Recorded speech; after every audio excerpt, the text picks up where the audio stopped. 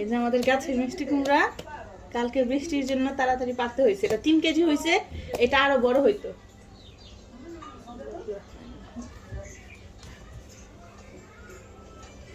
শক্ত এটা কামে না।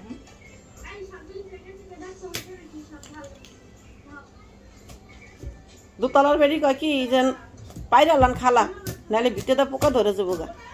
পরে আমি ভিজা যাই চেয়ারের উপরে মাশাল্লাহ মাশাল্লাহ অনেক সুন্দর। হ্যাঁ পরে দৌড় ফেরা গেছি চেয়ার সবাইকে দিব 1 পিস করে, সবাইকে দিব। হ্যাঁ বারেকটা করে এক চিলতা করে দিস। সবাইকে এক চিলতা করে দিব। গাছের জিনিস ডান্ডি ডামটা কাটস